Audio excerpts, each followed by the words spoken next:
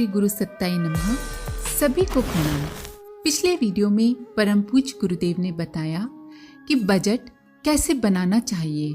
परम पूज्य गुरुदेव लिखते हैं कि मिलजुल कर रहने, योग्यता अनुसार कमाने, आवश्यकता अनुसार खर्च करने की आदर्शवादिता परिवार का मेरुदंड है। अध्यात्म की दृष्टि से अधिक लोगों का आत्मीयता के बंधनों में बंधना, सुख दुख को मिल बांट कर वहन करना, अधिकार को गौड़ मानना और कर्तव्य को प्रमुख मानकर चलना ही पारिवारिकता है।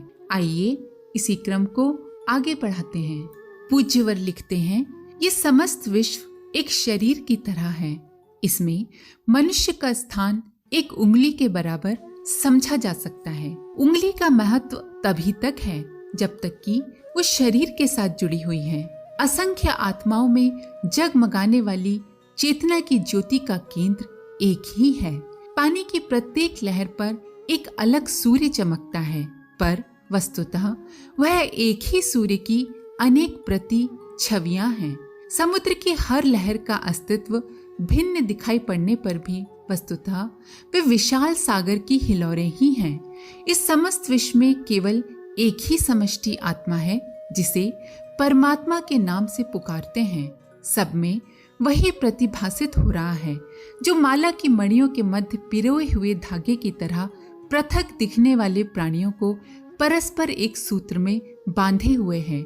इस बंधन में बंधे रहना ही श्रेयस्कर है। समग्र का परित्याग कर जब हम अलग होते हैं, अपने अहंकार की पूर्ति के लिए अपना वर्चस्व प्रकट करने और अलग रहकर अधिक सुविधा प्राप्त करने का प्रयत्न करते हैं, तब हम भारी भूल करते हैं।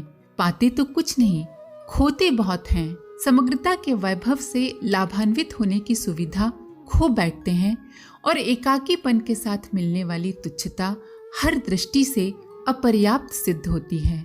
फूल का अपना अलग भी महत्व है, पर वो नहीं जो माला में गुथे रहने पर होता है। एकाकी फूल किसी महापुरुष या देवता के गले में नहीं लिपट सकता। ये आकांक्षा तो सूत्रात्मा को आत्मसमर्पण कर माला में गुथने के बाद ही पूरी हो सकती है। व्यक्तिवादी, एकाकी, स्वार्थी, संकीर्ण मनुष्य समूहगत चेतना से अपने को अलग रखने की सोच सकता है। अपने ही लाभ में मग्न रह सकता है, दूसरों की उपेक्षा कर सकता है, उन्हें क्षति पहुंचा सकता है और इस प्रकार अपने उपार्जन को अपने लिए अधिक मात्रा में संग्रह कर सकता है। पर अंततः यह दृष्टिकोण अदूरदर्शिता पूर्ण सिद्ध होता है। पृथकता के साथ जुड़ी हुई दुर्बलता उसे उन सब लाभों से वंचित कर देती है जो समूह का अंग बनकर रहने से मिल सकते थे। प्रगति भी पारस्परिक सहयोग पर निर्भर है।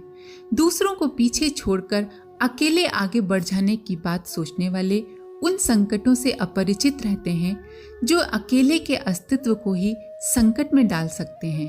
अंगुली हाथ से कटकर अलग से अपने बलबूते पर प्रगति करने की कल्पना भर कर सकती है, ऐसा हो नहीं सकता।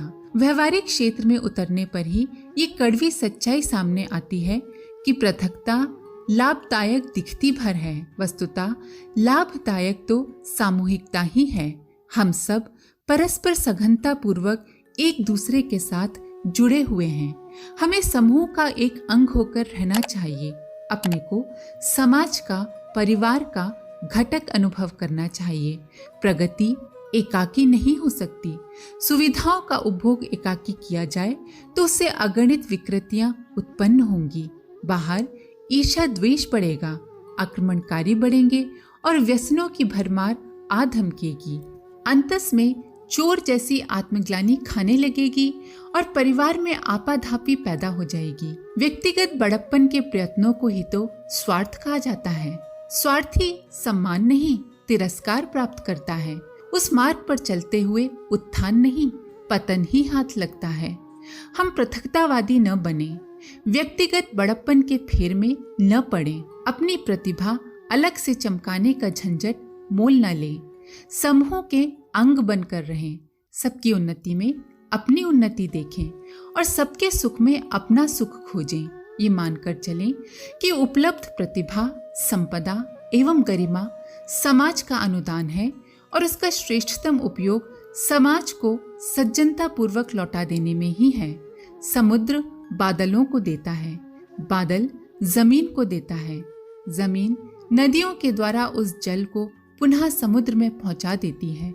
यही क्रम विश्व की स्थिरता, हरितिमा, शांति और शीतलता का आधार है। हम अपने को विस्तृत करें, सबको अपने में और अपने को सब में देखें। आत्माओं में चमकती हुई परमात्मा की सत्ता को समझें। आत्म विकास का मोटा सा अर्थ है अपनत्व की भावना का विस्तार कर संकीर्णता, स्वार्थपरता का भाव दूर करना, जिससे कि ये भावना व्यापक बन सके। परिवार इसमें सहायक होता है। परिवार वह उद्यान है जहाँ छोटे बड़े, कटीले कोमल, सुरभित, गंध विहीन सभी प्रकार के पुष्प पौधे लगे होते हैं। परिवार में हर प्रकार के लोग होते हैं और उन सबकी समग्र सत्ता ही इस परिवार नाम के उद्यान को एक इकाई बनाती है। इस उद्यान की शोभा सुषमा इसी में है कि उसके सभी पौधे सुरक्षित रहें, उन्हें कोई काटे उखाड़े नहीं। सहयोग, संवेदना, आत्मीयता, स्नेह की ये प्रक्रिया जो परिवार की आधारभूत प्रेरणा है, आज उसकी भी आवश्यकता है। यदि उसे समझा और अपनाया जाए तो हमारे विकास की नई संभावनाएं सामने आती चली जाएंगी। परम पूज्य गुरुदेव द्वारा लिखित पुस्तक व्यक्तित्व निर्माण एवं समाज निर्माण की आधारशिला परिवार निर्माण समाप्त हुई। आप सभी का बहुत बहुत धन्यवाद। ओम शांति।